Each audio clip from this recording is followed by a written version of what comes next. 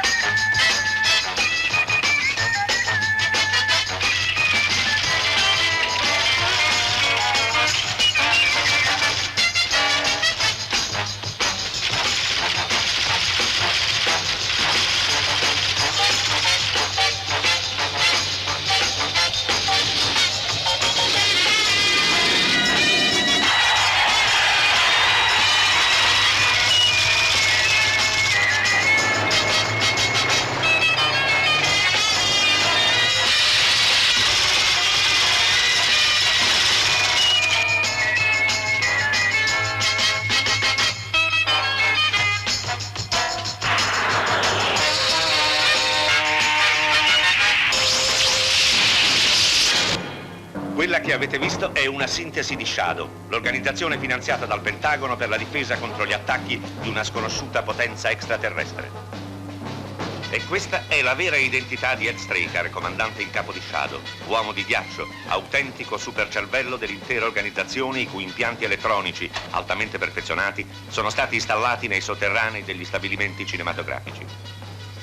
La sala controllo radar di base Luna è collegata al comando Shadow a terra via satellite per intercettare e neutralizzare gli attacchi di strani rotori classificati con la sigla UFO, provenienti da un ignoto pianeta.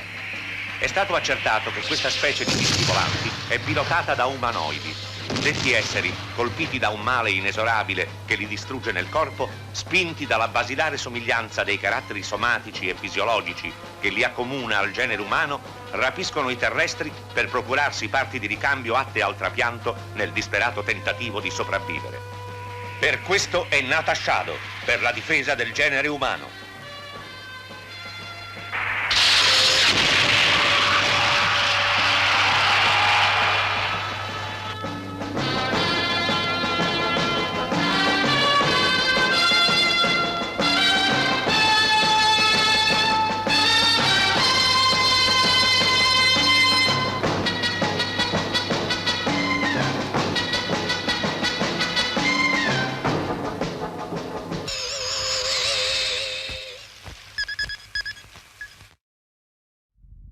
Il 26 luglio 2021, un mese dopo l'uscita del rapporto preliminare sugli UFO da parte di una task force voluta dal governo statunitense, viene annunciato il lancio del Galileo Project, voluto dall'astrofisico Avi Loeb, insieme ad altri suoi colleghi dell'Università di Harvard e a diversi collaboratori esterni. Lo scopo primario del progetto è quello della astroarcheologia, ovvero la ricerca di eventuali artefatti extraterrestri. Il progetto si ramifica in due obiettivi principali: sonde attive o relitti tecnologici di civiltà intelligenti vaganti per il nostro sistema solare, in orbite vicine o lontane, come si sospetta essere Oumuamua, in pratica il corrispettivo alieno delle nostre sonde Voyager, Pioneer e New Horizon. E le stesse esotecnologie cercate però molto più vicino a noi, all'interno dei nostri spazi aerei. Il secondo obiettivo sarà avviato per primo, nell'immediato, e sarà quello che andrà a fondo alla questione UFO una volta per tutte, grazie ad una rete di telescopi, videocamere ad alta risoluzione e sensori di ogni tipo, radar infrarossi, e con l'aiuto dell'intelligenza artificiale che elaborerà i gigabyte di dati raccolti e filtrerà le informazioni, escludendo ogni falso positivo. Il primo obiettivo, che rimane il più ambizioso, si avvarrà del nuovo telescopio Ver2.0 in Cile, operativo tra qualche anno. Tutto il mondo ne ha discusso, tranne in Italia, dove, a causa probabilmente del tabù ancora molto forte su questo argomento, neppure nei canali ufficiali dei cosiddetti divulgatori scientifici ne hanno fatto cenno. Avranno i loro buoni motivi. Ce ne faremo una ragione. Unica nota nel bel paese la troviamo in un articolo dell'ANSA Spazio e Astronomia.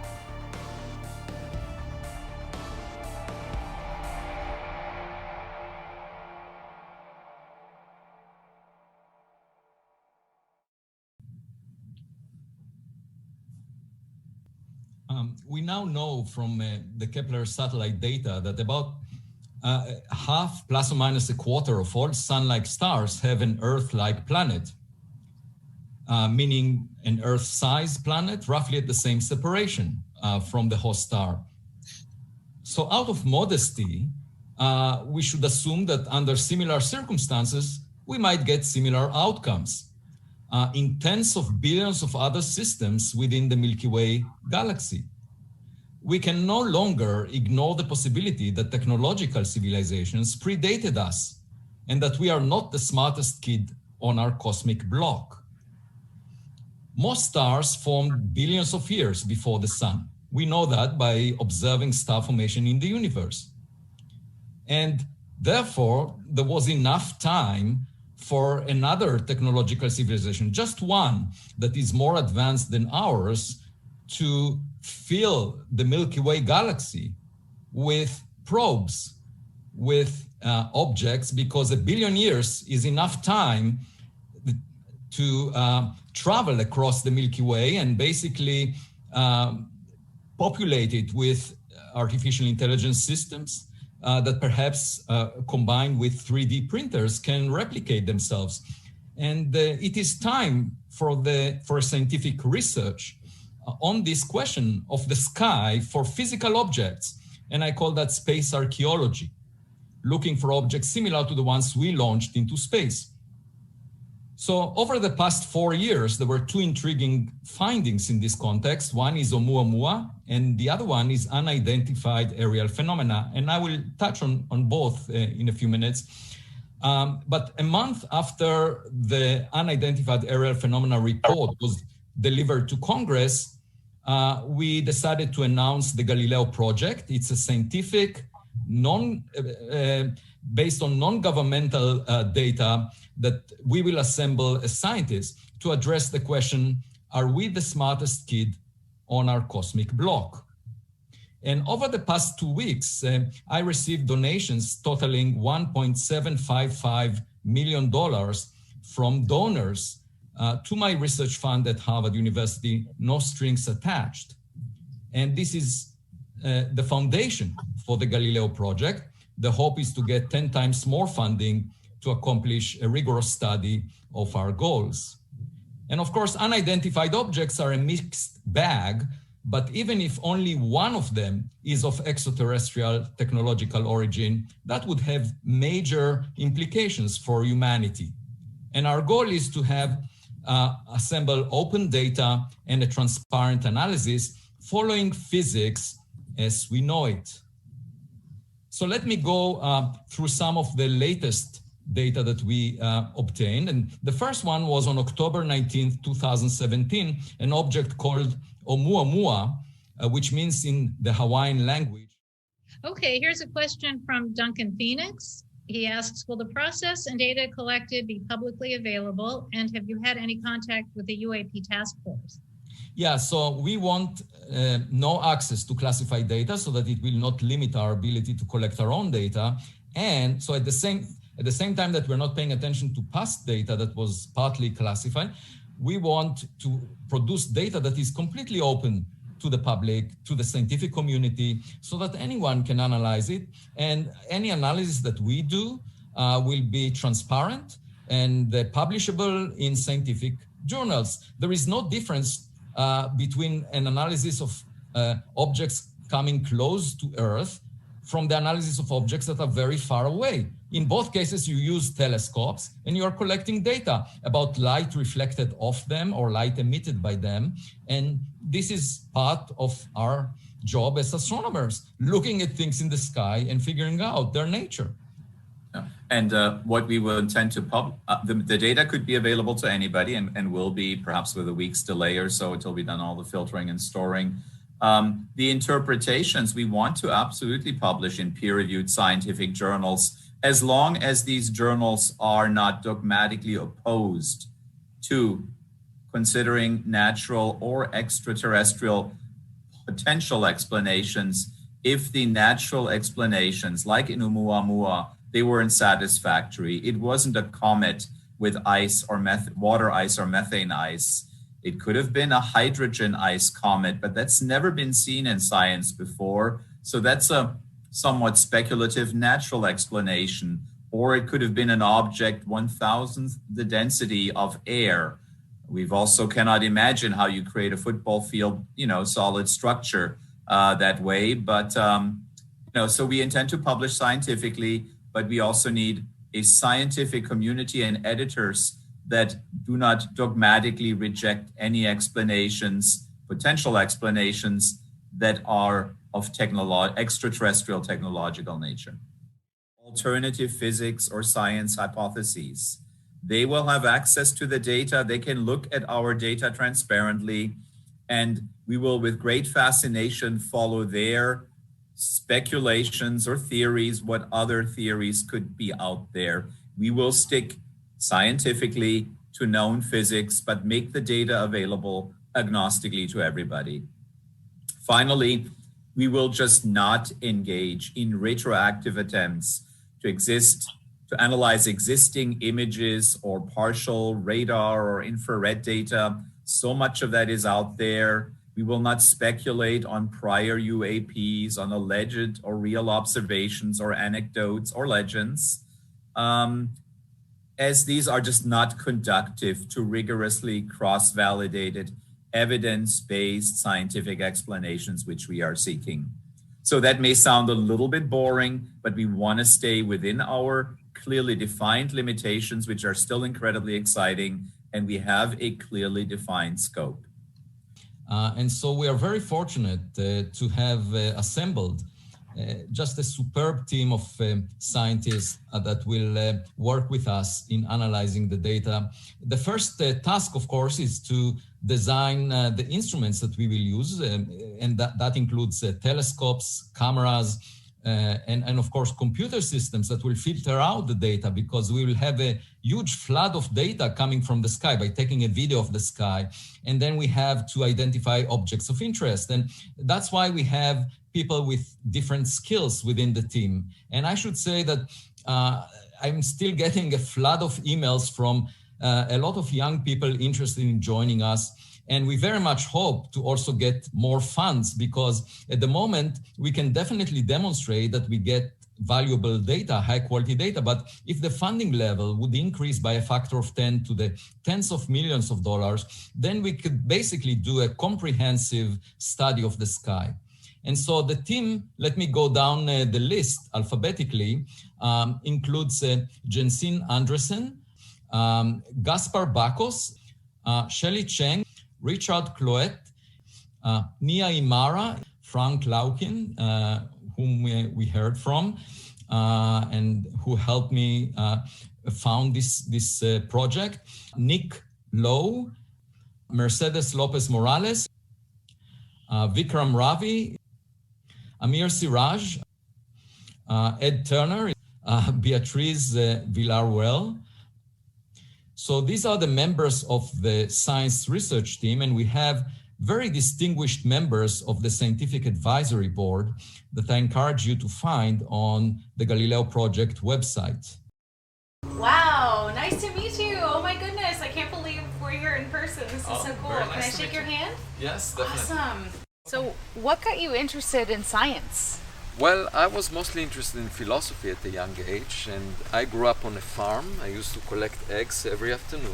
Avi Loeb is a Harvard astronomer and author. He's been featured on Joe Rogan and Lex Friedman's podcasts. Those videos have millions of views, and he's also done about 1,000 interviews since that Joe Rogan podcast aired back in January. I wanted to sit down with Avi and talk one-on-one about our place in the universe and if he thinks that we really aren't alone. Is humanity ready for the discovery of an alien civilization? Probably not, based on the way people react to the report that was delivered to Congress about unidentified objects we don't understand the nature of. And even before that, in 2017, there was an object that came from outside the solar system, given the name Oumuamua, and it didn't look like any of the rocks we've seen before within the solar system. And the possibility that it's artificial in origin, that it came from another technological civilization, is dismissed by most people. And that illustrates to me that many people prefer to close the curtains on our windows and claim that we are unique and special and smart and there is no neighbor out there. But the point is, not looking through our windows does not get rid of our neighbors. Right, right. So you don't think we're alone in the universe? Probably not, because I believe in modesty, that we are nothing special. In fact, half of the sun-like stars have a planet the size of the Earth, roughly at the same separation, and most of the stars from billions of years before the sun. So it's very likely that there was a civilization like ours, or even more advanced, that predated us. And they sent equipment into space, just like we are sending, and that equipment could have reached us a long time ago. Tell me about the Galileo project and some of your main objectives. Yeah, so we want to search for equipment sent by other civilizations, and it could be artificial intelligence, it could be very smart, just like kids that we educate at a young age, give them guidelines for how to get engaged with the world, and then send them off, and they act autonomously. So you can imagine probes being sent from an advanced civilization a long time ago that reached every habitable planet within the Milky Way galaxy, including our own. And the only way to find out if that is the reality that we live in is to look out.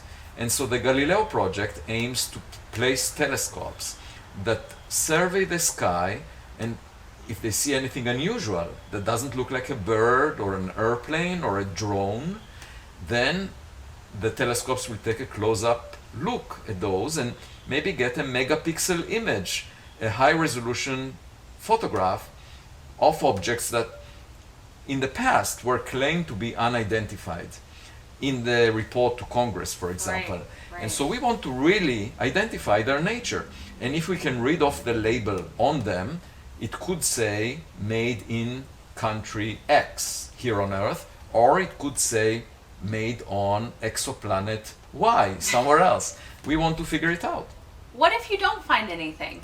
Well, that's also useful because at the moment, a lot of high-level officials, such as former CIA directors Brennan and Woolsey, former President Barack Obama, talked seriously about these objects being real but unidentified. We can clear up the fog using the scientific method. So far, no scientists try to do that. And that's unfortunate because it leaves the public with need to speculate about what these objects might be. Of course, if we find that they were produced by another nation, that would be a matter of national security. And the fact that the intelligence agencies came to Congress and said, we don't know what some of the objects we see in our sky are, that's an admission of their failure because they are getting paid to do that. And so I think this subject needs to move from the realm of national security advisors or politicians or military personnel to the realm of science, where we can get high quality images and data on the same objects we see on the sky. It's just like astronomy. In astronomy, we're trying to look at objects very far away in the sky by using telescopes. Here we are using telescopes to monitor objects that are much closer to us. And in a way, you're using telescopes in both cases, but you're focusing on other things. And I think it could be just part of the mainstream in science, trying to figure out the nature of objects that are close to us to see if any of them is of extraterrestrial technological origin, because that would have a huge impact on our society if we do find one. And just one. It's possible that it's a mixed bag and most objects have a simple, mundane explanation, but if we find one that is extraterrestrial, that would have a huge impact. And, you know, we never know. It's like a fishing expedition. You go out, you throw your hook, and let's see what kind of fish we will find. The beauty of science is that it provides the privilege of maintaining your childhood curiosity, and I take full advantage of that. We want to get new data, not obsess with past reports, many of which were based on eyewitnesses. In the courtroom, of course, it's enough to have corroborating evidence delivered by eyewitnesses to put a person in jail. But in science, that's not enough. You cannot write a scientific paper saying someone said this and that. You have to use instruments that collect quantitative data, and only that can be used as scientific evidence. And science is about reproducibility of results. You should be able to get evidence again and again under similar circumstances. And so the idea is to look at the sky for the first time with new telescopes and see what we find. The reason we call it the Galileo project is because at his time, Galileo Galilei looked through his telescope and realized that most likely the Earth moves around the sun.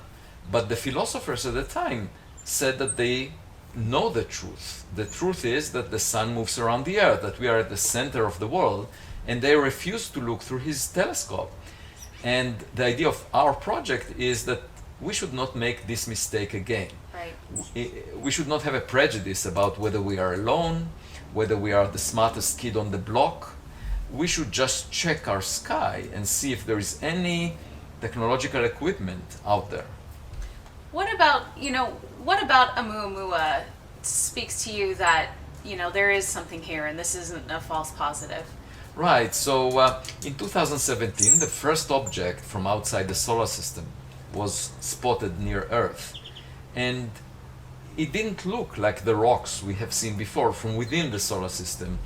It wasn't a comet because it didn't have gas or dust around it. Comets have cometary tail usually. And it didn't look like an asteroid, just a rock, because it had a very extreme shape. As it was tumbling, the amount of light that it reflected changed by a factor of 10, and its shape was most likely flat based on the way that it reflected light, and then it was pushed away from the sun by some excess force. And my point is, if we've never seen them, then why not also contemplate the possibility of an artificial origin? And in fact, in September 2020, there was another object found. It was given the name 2020 SO, and it was also pushed away from the sun without a cometary tail. And then it was realized that this is actually a rocket booster that was launched in 1966 from Earth. And it had very thin walls, and that's why it had a lot of area for its mass, so it could have been pushed by reflecting sunlight. So here you have it, an object behaving like Oumuamua, which we know is artificial because we produced it. But it was not a sail, it was just a thin object. And that led me to think that maybe Oumuamua was thin, not for the purpose of behaving like a light sail, but maybe for another purpose. For example, it could have been a receiver that is trying to collect signals from probes that are out there, like these UAP that are being talked about. And maybe that was the purpose of this, but we don't know. And the best way to learn more about objects like Oumuamua is to look for more of the same, new objects that come along, and we will find more in the coming years. For example, with the Vera Rubin Observatory that will come online in 2 years, we could find one every month or so. And then if we find one that is approaching us, we can send a spacecraft equipped with a camera that will take a close-up photograph. Because they say a picture is worth 1,000 words. In my case, a picture is worth 66,000 words, the number of words in my book. I wouldn't need to write a book if we had a high-resolution image. What would it mean to find something and to verify, okay, we're not alone? I think it's very simple. We just need a megapixel image Right. of an object so that we can realize that it's not a rock, it's not some aerial phenomena in the atmosphere, it's not something natural. Right. Because you can see the bolts on it, you can see that it's a piece of a technological equipment. And we can tell the difference. And I think when that image is obtained, at that point, everyone would subscribe to the notion that there must be something out there that perhaps is more intelligent than we are. And that something is not in contact with us necessarily, but we find its relics. And it's just like walking on the beach. Most of the time you see rocks that were naturally produced These are like the comets or the asteroids that we have seen in the solar system. Right. But every now and then you see a plastic bottle that tells you that a civilization is out there. I'm sure you get a lot of the controversy about this and maybe some criticism. How do you deal with that, and how do you keep just pushing forward? And you're so vocal and obviously dedicated to this. Well, I don't care how many likes I have on Twitter. That's for one thing.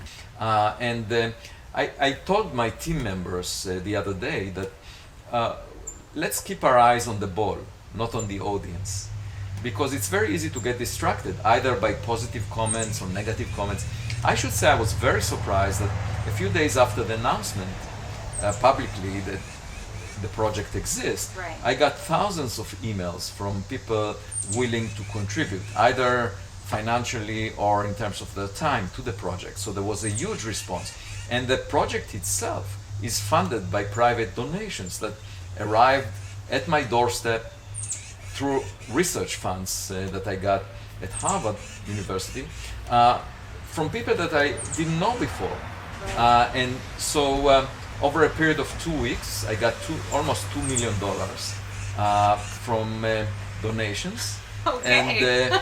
And so it was all a result of people being inspired by this vision of searching for relics of other civilizations, which is sort of like archaeology. You're not establishing contact with the civilization, the culture that you're looking for, but you're finding relics that they left behind. And learning so much, hopefully. Hopefully, yeah, we could potentially see a technology that represents our future. Right. So it could be very beneficial financially. You can imagine entrepreneurs in Silicon Valley realizing here is something that we can use for daily life that could. I think I want to jump right in and bring our guest, Avi Loeb, Harvard, Avi Loeb, in to talk about the Galileo project. And also, Mark, how are you guys? Thanks for having us. Likewise, yeah. Yeah, Avi, you have done 1,100 interviews. And you were on with, I was on the same podcast the week before with Chad and Bob. Really fun guys. And they were hilarious talking to you. They dared to ask really silly questions like, is Bigfoot next? Well, I don't think there are silly questions. Usually there are silly answers. But, yeah, that's true. Yeah. But one of the things, I know it was a while since you were on, but one of the things I really, really like your approach, because it's how all things really are created in the world. If you think about it, you have to act like a child with an imagination. And I was watching something on the creative brain, it was called something like that, a documentary, and how people have to think so outside of the box. And one of the architects there said, hey, picture the Empire State Building. Just picture it. It's always been there as far as we know, but someone had to think that up. Someone had to think that design up. It always starts from a thought. Everything starts from a thought and imagination. And some defenders of science are actually hurting it because they're not paying attention to unusual evidence, and unconventional ideas eventually become conventional. Look at the lab leak theory about COVID. A year ago, it was laughed at. And now the Biden administration is about to get a report any minute about it as a serious matter. And it just illustrates that we should be guided by evidence. We should keep our eyes on the ball, not on the audience. Right. And I heard you say that on their podcast. I'm wearing Neil deGrasse Tyson's shirt. It's all Stardust. A very good close friend of mine gave this to me. But and I heard what you said, and I've given him a little bit of criticism because of the way he treats the UFO topic with such ridicule. And basically, I like what you said. You said he is addressing an audience, not science. Right. He cares a lot about the number of likes he gets on Twitter. And the point is that, that's not the way science should be guided. Science should be guided by evidence. And, especially when you see something unusual, it should be intriguing. You should be excited by it rather than ridiculing it because you want to stay in your comfort zone. That's the wrong attitude. And I think anyone that is used to making discoveries in science or innovating and taking risks would admit that you must allow for the evidence to guide you rather than assuming that you know the answer in advance, because then it's a self-fulfilling prophecy. You will not collect the data that would allow you to learn something new. And that's a very simple idea. Nevertheless, people have a hard time accepting it, starting from the philosophers during the days of Galileo that refused to look through his telescope because they knew that the sun moves around the earth. And, even a month ago, there was an article in Nature Astronomy magazine by a philosopher arguing that Oumuamua, this strange object that was discovered in 2017, didn't look like a comet or an asteroid. That strange object must be natural, he said, this philosopher. And I thought to myself, haven't we learned something over the past 4 centuries? Right. Now, I'm going to have Mark ask you like the real nitty gritty of the Galileo project as far as the technology. Mark has actually worked on for a number of years on something, I don't want to say similar, but he knows enough to ask the right questions. But before that, I just wanted to address one quick thing, and that I was kind of surprised to see that Seth Shostak from SETI was part of the team. Seth Shostak is also someone that ridicules the idea of UFOs, the possibility that they could be extraterrestrial. Here on this show, I never say that I know they're extraterrestrial because I don't. But he just, even the thought of it, he just goes, So apparently he changed his attitude by 180 degrees because he wrote a Scientific American article where he supports the Galileo project. Now, he's not a member of the research team. He's a member of the Scientific Advisory Board. And, we in the research team are following a path that we can talk about that involves selecting instruments and then testing them and eventually taking data. He's more of an advisory in an advisory capacity. And right now he's quite supportive of what we are doing. So that illustrates the fact that, people can change their views and you shouldn't pay too much attention to what they say. You should be guided by the desire to get more data, more evidence. Yeah, and I know funding's a big part of that. And that's always something he's afraid of. And we'll talk more about that in a minute. But Mark, do you have a question for Avi? Yeah, well, actually, it's great to see you again, Avi. When we were, in the past few months, I implemented a remote observatory out in the Arizona desert, and I run it from here. I'm in Connecticut, so it's 2,500 miles away. I can access it and work with it, take imagery and so forth.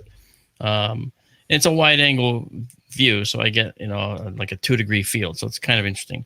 And that telescope behind me right there is actually for this observatory here in Connecticut. We're making a new building, so we have 2 that are going to run on East and West Coast, right?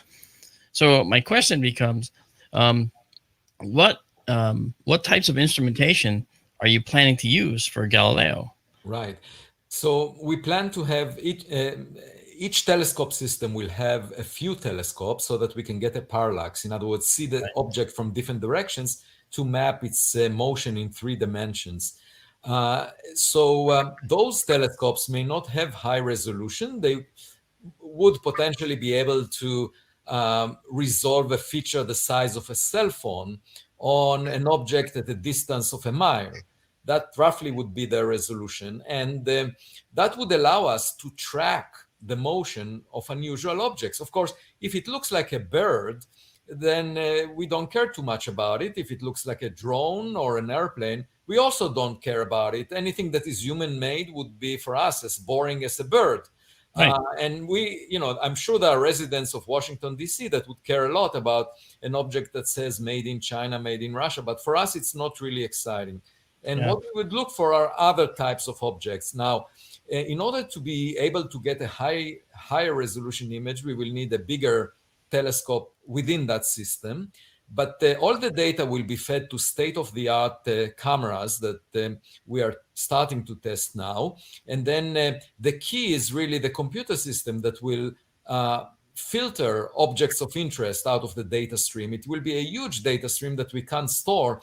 But once we identify an object of interest, we'll track it and collect data on it, both from reflected sunlight during the day or from infrared emission during the night and day by the object. If an object moves faster than sound in air, it should heat up. We know it from supersonic airplanes. We know it from the space shuttle. They both got heated up by hundreds of degrees, and that kind of temperature emits in the infrared, and you can see it at night, this glow, this heat. And then, of course, we'll have radar systems and look for radio reflection or emission by the objects of interest. And altogether, we want to use multiple wavelengths, and so that we can verify that it's a real object, and it's not a phenomenon in the atmosphere. It's not some weather pattern. And that will take some time for us to build the software and to put together a set of instruments that we buy off the shelf, so that it performs to our satisfaction. Once we have such a system in place, then we will produce copies of it. And the number of copies that we produce depends on the level of funding. So as of now, I received over the past month donations, commitments for donations at the level of up to $2 million. And that would allow us to have perhaps 10 such systems. That's not enough. We did some calculations about the statistics of UAP reports, and we need more like 100 or hundreds of such systems. So it's very good that you have one or two, but the point is it really needs to be hundreds in order to cover enough of the sky and have a high likelihood of seeing something of the type that was reported to Congress. And we hope to get funded at a level that is 10 times bigger than we currently are. And that's the origin for this crowdfunding that we started. We hope to get up to $10 million to $20 million, and then we can do a comprehensive study. And definitely the data will be open to the public. Everyone would be able to use it and analyze it. So there will be nothing hidden. And the instruments that we will use will all be under full control. There will not be like a camera in a jittery cockpit of a fighter jet, you know. Right. There'll be controlled systems that can target specific locations. Yeah, and you might ask why astronomical observatories that exist right now that are looking at the sky never report about UAP. Well, the answer is simple. If there is a bird flying above a telescope, astronomers ignore it. But we will monitor it. We will track it. Well, the other thing is, too, that usually those observatories are not wide-angle observatories. They're actually just like a pencil point in the sky, right? So they're only looking at narrow ranges. And so the likelihood of something passing through it's very unlikely. If you put a cork in a bathtub and look through a straw and try to find the cork, you may never find it. Right. No, because you see, that's exactly the reason that we decided after 70 years of people reporting about unusual objects, you know, and it may well be a mixed bag. Maybe most reports have some mundane explanations, you know, but we are sending our hooks, and whatever fish we find, it's like a fishing expedition. We don't assume anything, and we will report back whatever we find. And maybe we will not find any interesting fish, but maybe we will, and we shouldn't assume anything. Yeah, see, I was working and still do with Douglas Trumbull, visual effects guy, and he and I were working on a project called the Aerial Anomaly Detection System. And of course, it was all about funding. We could not get the funding because when people heard the word UFO, they just ran the other way. You know, so basically we had to change it to Aerial Anomaly Detection System. We just did that. So who knows what will happen? But again, it's a series of platters with instrumentation, because I think if you can look in the sky in a broad view of the sky, all right, you should be able to detect something. And we put them at various distances from each other, laid out in threes, for instance, so they can triangulate positions overhead. Sounds a similar thing to Galileo. Yes. But ours might be movable. They might be little platters that can actually be moved to different locations. And then you just get that GPS coordinate for that exact location, and the other system will know it. And then you can triangulate to a pretty good degree. Yeah, so we should learn from your experience. That would be interesting for us to learn. But I should say that the reason we have funding is simply because a number of donors came to the porch of my home and or contacted me. These are people that I haven't met more than a month ago. They just read my book, Extraterrestrial. They were intrigued by all the interviews that I gave, and they had questions, and then they decided that they are inspired by the vision. And it's interesting that the funding came from the private sector, you know, from individuals that really care about this question. And it's not as if this research will take away money from existing programs like the search for dark matter. So I think the science community should support it, because we are not taking funds away from anything that is done right now. We are actually adding funds. And moreover, we are looking for evidence. What else can be better for science than data? And it just strikes me as strange if seeing some scientists still pushing back against this project. Yeah, you're right. I mean, the reticence to move forward with this type of thinking, you know, it goes back to when I was getting my astronomy degree. I talked to the director of my observatory, and I told him that I believe it's a populated universe. That's what I told him. And he looked at me and he laughed at me and says, come on, get back in the observatory, leave Captain Kirk to us. That's what he said to me exactly. Well, you know, that was my experience as a kid. That was the thing that I remember the most. When I was a kid, I used to sit at dinner with adults, and I would ask a difficult question. And the adults in the room would pretend that they know much more than they actually know. That was response number one. And the second response was, when they didn't have a good answer, they would simply dismiss the question. Right. And I must say that as a senior scientist, I have a very similar feeling. And that bothers me, you know, because science is supposed to be open-minded and based on evidence. And, you know, it's exactly the same feeling as when I was a kid. And I will never surrender for that kind of an approach. I mean, it makes little sense. The only way for us to learn something new is not to surrender to this pretension by the adults in the room, so to speak, because they don't really know what they're talking about. I get accused all the time of being, sorry, Martin, I'll let you go in a second. Sorry, I apologize. It's your show. I get accused all the time of being someone who believes extraterrestrial life is out there. And okay, accuse me. I believe it is. I have no doubt. And I'm actually one of the few, I think, that I really don't have any arrogance about this. Science can be arrogant, as you know. Right. And that's because they have a feeling of for what they feel is right. They know what they have, their dogma, their unabashed attention to their detail and their concepts. Well, your approach is the modest approach, to assume that we exist, conditions on so many tens of billions of planets are similar in terms of surface temperature to that on Earth. And why should we assume that we are special and unique? Why should we assume that the play is about us, that we are the central actors? We might be just like an ant among many ants on the sidewalk of the Milky Way galaxy, you know? And I think that is the modest approach. So everyone else that claims otherwise is arrogant. And they're arrogant. The arrogance of science has always bothered me, and I just determined I will never be that guy. You know, stay open-minded. Yes, you might be wrong, but you know what? Be okay being wrong, right? I'm okay being disproven. That's fine. Yeah, but if we collect evidence, there is nothing bad that can come out of it. Anyone that says, let's not collect evidence, is behaving just like those philosophers that refuse to look through the telescope of Galileo. And that's why we called it the Galileo Project. That's a pretty good name. I like that name too, by the way. Yeah. That's a beautiful name for it. That's my son's middle name, by the way. And if Galileo was around, he would be a honorary member of our group. I bet he would. My son Gabe, his middle name is Galileo. But by the way, he would have been canceled on social media today. I'm pretty sure about that. Right. He would. Is humanity ready for such a discovery? No. I think most people prefer to stay in their comfort zone and basically believe that we are unique and special because that flatters our ego. And it reminds me of my daughters when they were young and they were at home, they tended to think that they're the smartest in the world. And when we took them to the kindergarten on the first day at school, they had a psychological shock because they met kids that might be smarter than they are. And of course, if I were to ask them, they would say that they prefer to stay at home to maintain their illusion.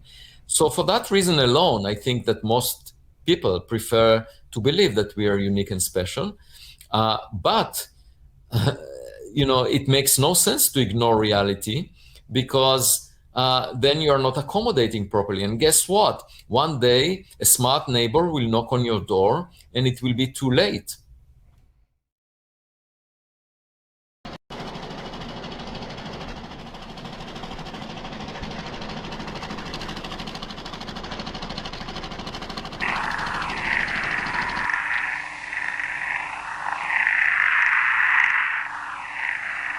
Base Alfa chiama Terra. Base Alfa chiama Terra. Questa è la nostra ultima trasmissione alla gente del pianeta Terra.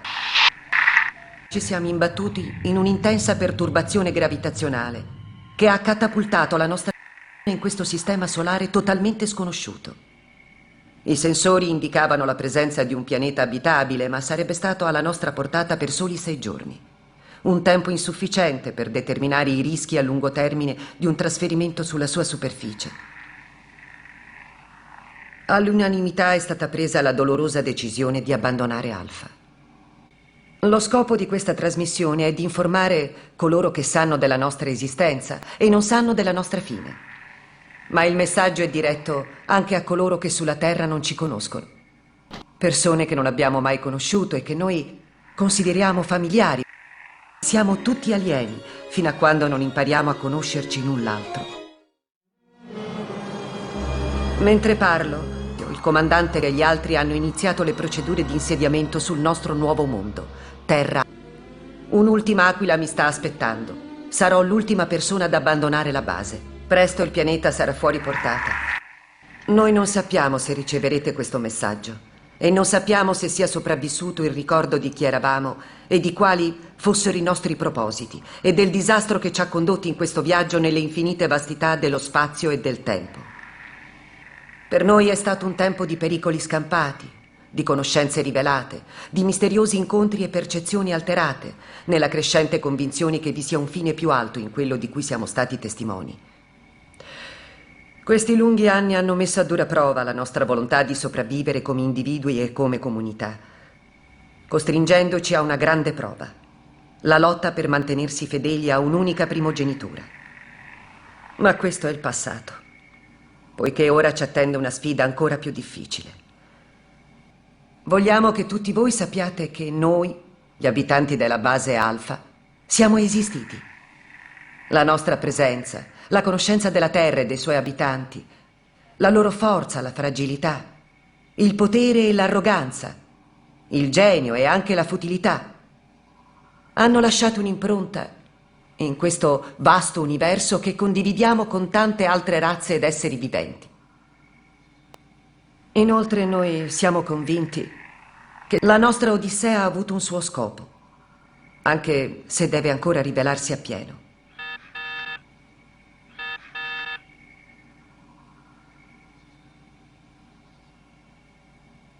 È arrivato il momento di concludere questo messaggio e di affrontare le incertezze e le grandi sfide della vita sul nostro nuovo mondo.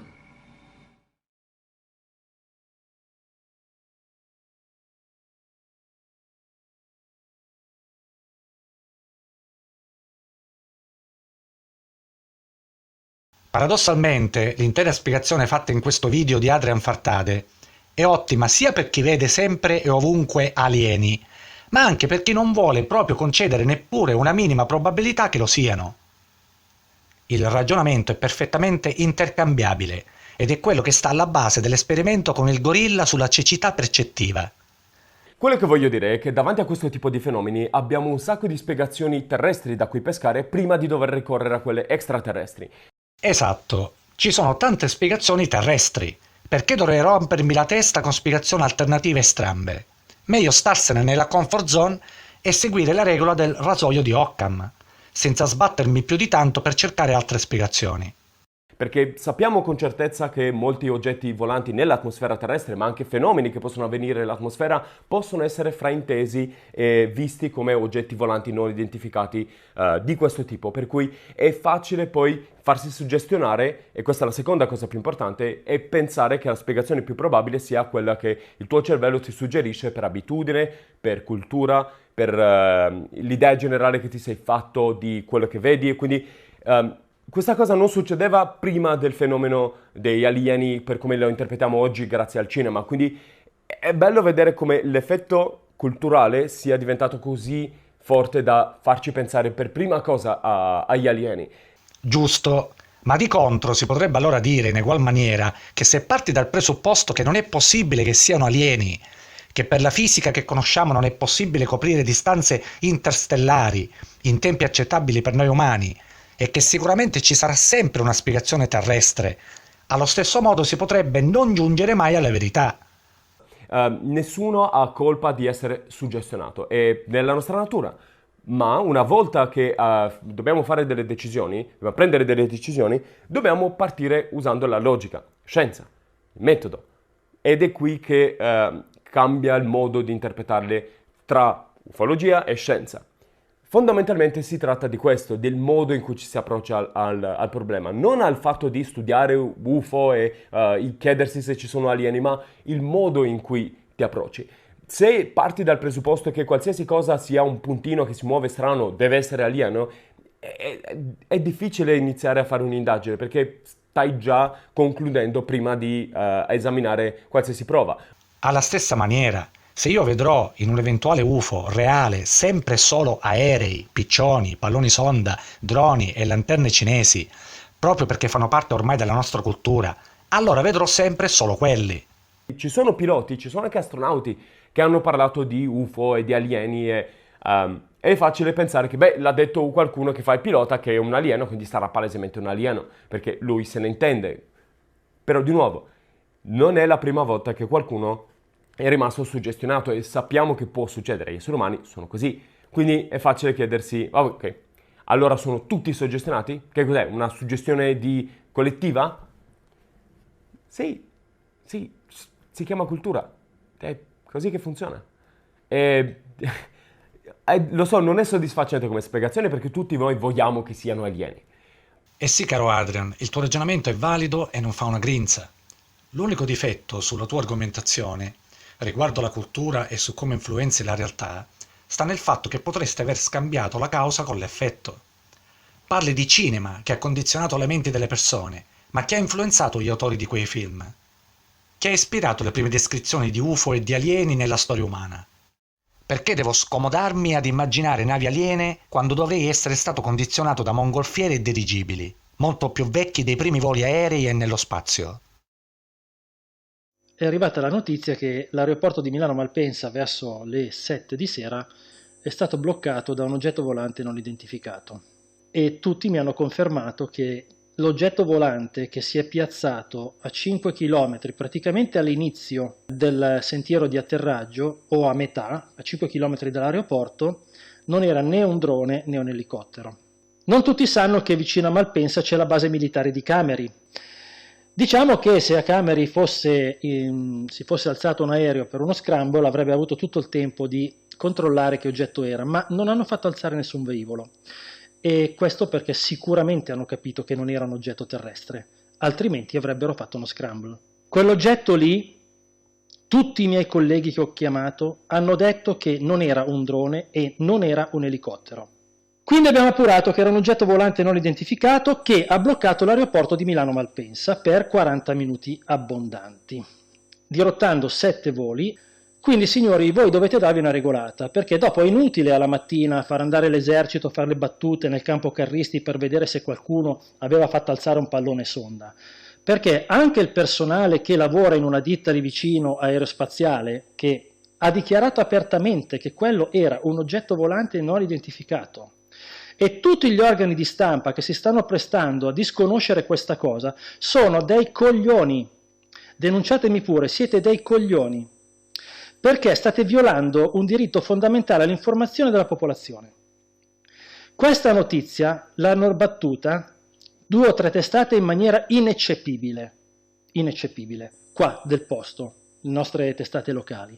E adesso sta correndo una disinformazione galoppante per dire che era un elicottero senza permesso di volo. È impossibile che un elicottero si metta su...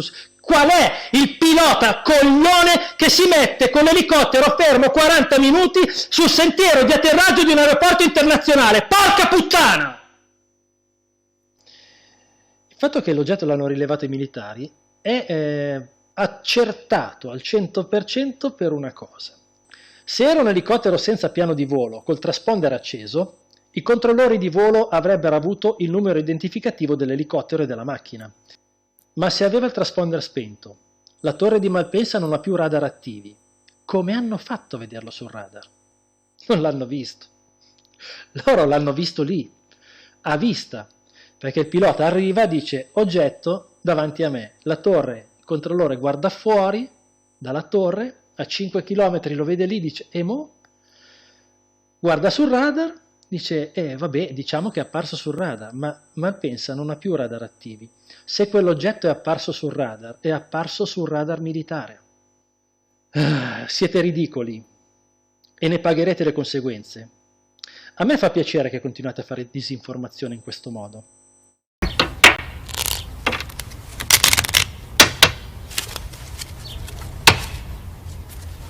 Innanzitutto un po' di riscaldamento visivo. Io ti mostro una carta, tu mi dici il seme. Andrò sempre più veloce. Voglio vedere se sei in grado di tenere il passo.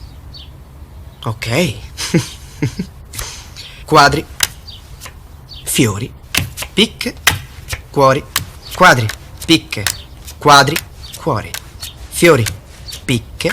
Cuori. Quadri. Fiori. Cuori. Picche. Quadri. Fiori. Picche. Cuori. Fiori. Picche, cuori. Promosso? No. Ma in pochi ci riescono. Cuori neri, picche rosse. Andiamo, mi ha imbrogliato. Ah, l'esperienza ti ha condizionato a pensare che tutti i cuori siano rossi e tutte le picche debbano essere nere. Le forme sono simili, quindi per la tua mente è facile recepirli sulla base delle esperienze passate, piuttosto che aprirti all'idea che potrebbero essere diversi. Vediamo quello che ci aspettiamo di vedere, non necessariamente che cosa c'è in realtà. Non è un caso che i bambini che non hanno mai giocato a carte superino sempre il test. E allora ci chiediamo quante altre cose ci siano proprio di fronte a noi, segni, suoni, profumi che non riusciamo a sentire solo perché non ci siamo abituati. Sì, è un bel trucchetto, ma non esistono giochi di carte con picche rosse e cuori neri. E chi può dirlo?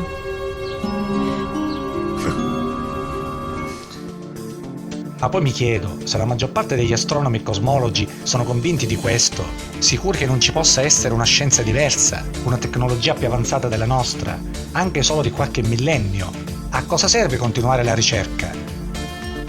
Non sarà piuttosto una questione di ego? Quello che ci fa rigettare l'idea che altre civiltà siano più avanti di noi e magari più intelligenti, come suggerisce anche il professor Loeb? Ma forse il problema dei debunker sta proprio invece nel fatto che non vogliono che siano alieni. Se poi a questo aggiungiamo che le indagini dei debunker si limitano ad ispezionare la psiche dei testimoni e a cercare sempre difetti nelle strumentazioni che hanno rilevato l'UFO, si evince che non saranno mai veramente neppure UFO, ma oggetti convenzionali terrestri o al massimo fenomeni meteo, altro che alieni. Curiosamente, in alcune ricerche indipendenti condotte tra vari utenti sui social, che erano allineati al pensiero dei negazionisti, nessuno comunque sperava o si augurava che fossero alieni. Voglio dire, un conto sono le probabilità su cosa questi WAP possano essere, ma tutt'altra cosa è sperare che non lo siano. Sembra quasi che la maggior parte di questi utenti abbiano atteggiamenti nei confronti dell'argomento quasi di timore, ripudio verso quell'idea, un atteggiamento direi antropocentrico, come se avessero paura di perdere una qualche posizione privilegiata o chissà che altro, se non addirittura xenofobia, o nello specifico xenoestrudo.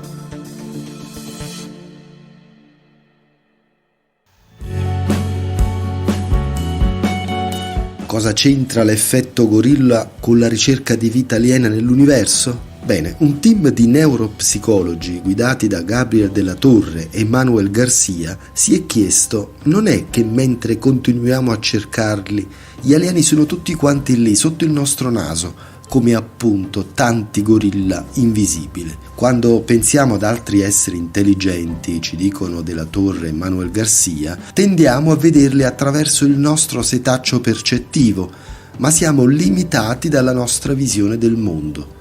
Una cosa difficile da ammettere. Quello che stiamo cercando di fare è contemplare altre possibilità. Come vedete, approfondendo l'argomento si va oltre gli omini verdi con le antenne sulla testa. Ormai la nostra fantasia è a un limite. La complessità dell'universo e la limitatezza delle nostre conoscenze.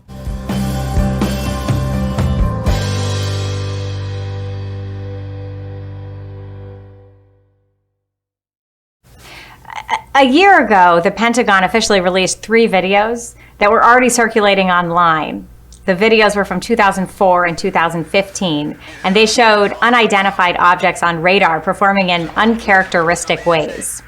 The Director of National Intelligence has just declassified a 9-page report that is a preliminary assessment of UAPs, unidentified aerial phenomenon, what we all used to call UFOs. Of the 144 UAP reports between 2004 and 2021, only one was identified in high confidence. The other 143 are still mysterious. What did you think of the key findings of that report? Well, I've read that report, and 2 years ago, in a classified setting in the Senate Armed Services Committee, I talked to the pilots, and they are absolutely convinced that they saw something. They locked their radar onto it, they followed it, and then all of a sudden it would move. And it had no exhaust, it had no plume, it had no visible wings or any kind of engines. So we don't know what it is, but it's something, because as you mentioned, over 140 sightings, and maybe a couple of dozen that are really very specific sightings by very credible sources. And so what is it? We don't know. NASA has a program searching for life in the universe. It's called space astrobiology. We're looking for signs of life on Mars. We're looking in the project that's going to Venus now to see is there life in that atmosphere. We also listen in the universe. We have a grant program for people listening in the universe for any kind of intelligent signal. So we don't know what this phenomenon is, but we sure need to find out. According to the report, more, quote, scientific knowledge may be needed to understand some of the objects. The report reads, quote, "We would group such objects in this category pending scientific advances that allow us to better understand them." Senator, they're saying that our science is not good enough to understand the phenomena that was observed. I know you say we don't know what it is, but what do you think it is? Well, I don't know. I hope it's not an adversary here on Earth, because then they have technology, if that's the case, that we do not have. But the answer to your question is, I do not know. Do you believe there's life in another part of the universe? I sure do, and let me tell you why. The universe is 13.5 billion years old. We're even finding now other suns that very likely have planets that we call exoplanets circulating around, and we're looking for signs of one with a habitable atmosphere that would duplicate what we have in our solar system with planet Earth. And so do I think in a universe that is so big that there is another sun in another galaxy, that sun has planets revolving around it? You bet I believe that.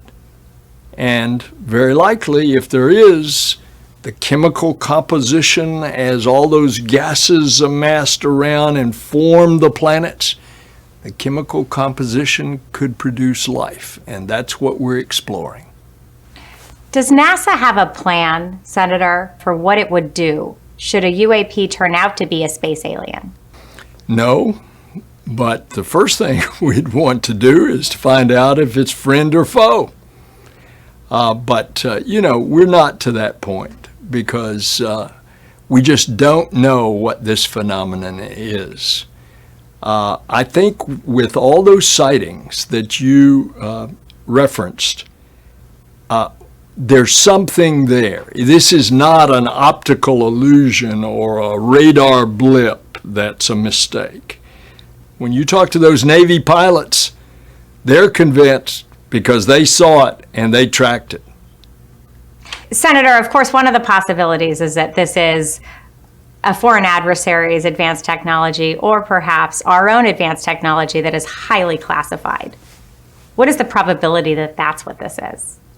Well, I hope it's ours that is highly secret, because this kind of propulsion that has no wings and doesn't have an exhaust and suddenly dart from here to there in an instant, covering a distance at speeds that are incredible. I hope it's ours, but according to our government, they're telling us it is not. Well, then you can understand the curiosity that we're out looking for other life. We believe it's there. We have unidentified objects flying in our own airspace, but we don't have a plan for aliens? Well, I had a wonderful plan when I watched Steven Spielberg's E.T., and he was a friendly little fella, but we just don't know. We don't know what this phenomenon is.